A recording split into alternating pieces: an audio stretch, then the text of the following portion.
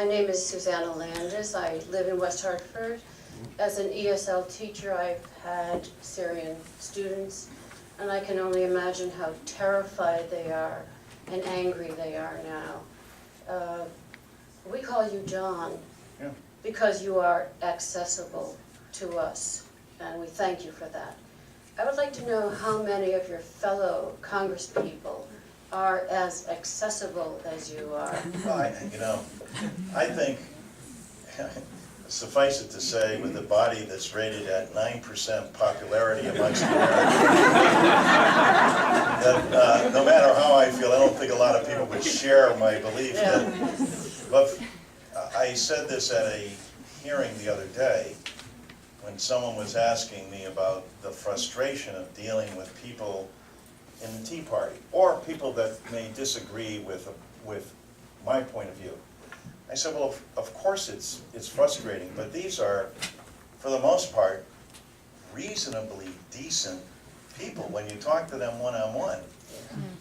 But when it comes to a particular point of view, and I think this is true of people in general, they can be very myopic or unwilling to see any virtue in compromise. And that is a great lesson in a democracy, in a republic, is that when people are able to stand up after a section of the country has been devastated by a hurricane and look their fellow Republicans in the eye and say, we feel badly for the people of New Jersey and New York, but it wasn't in the budget. Yeah. And it has to be paid for.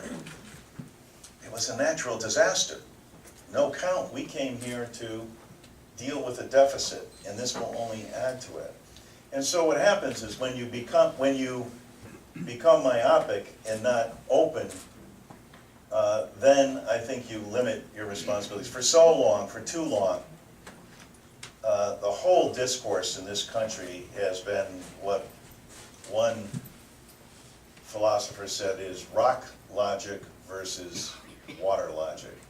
People dig in, take positions, and they are rock solid in their beliefs and unwilling to see the other side of an argument. Can't possibly be true.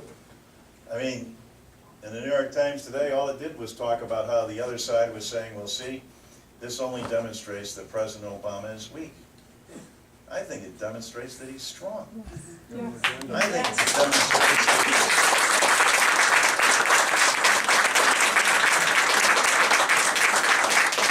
since when did seeking the opinion of the people you're sworn to serve become weakness? That's second part of my question. Well, suffice it to say, though, I do believe that members of Congress are interested. Now, we've had a public forum here, and people have been extraordinary in both the way that people have conducted themselves civilly. Now, you can go to some forums and hearings where people just get shouted down. And then people who came with something to say, even if it would be contrary, say, well, geez, do I really need this? And they walk away. That's a shame.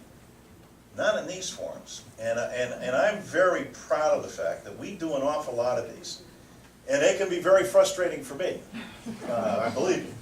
But I'll tell you what, I'm so proud of the people of this district, and it's just when you get a little bit frustrated or a little bit discouraged, it's always from your constituents that you garner the strength to say, hey, you know what, I picked up an awful lot of good information today, and weren't those thoughtful comments that these people have to say, and bring that to the discussion in Washington, D.C.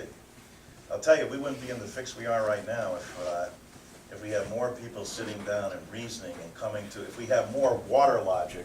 But how much impact, sorry, John, interrupting you. How much impact will our words have? I know you're going to bring our words to them. Under George W., well, this is the frustration of the American people. The American people are always saying, well, what impact does my voice have? I want to be part of a democracy, but I want my voice to count now.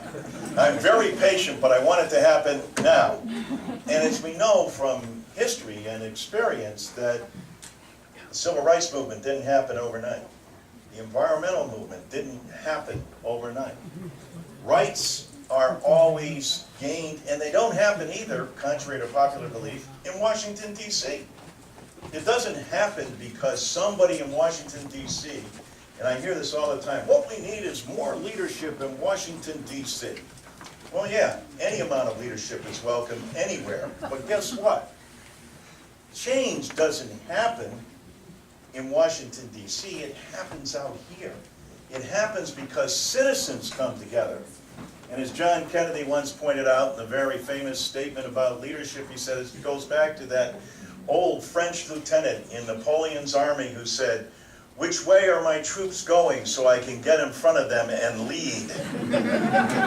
And what's happening, what happens in situations like this is that the American people start to speak. And yes, people, and I can tell you with great assurity, the people in this district were very frustrated over the Iraq War. And many Americans have come to regret that. But that is only further instilled amongst people who speak with great conviction. Look, we're products of the Vietnam, the Second World War, who understand what happens when you go to war and the devastation that has on generations of people and Americans. So it's frustrating, but you gotta stay at it. And your voice does matter. And it's not just me. It's just like the president doesn't, his responsibility isn't solely to the United States Congress. It's to the American people, and it's to the global world.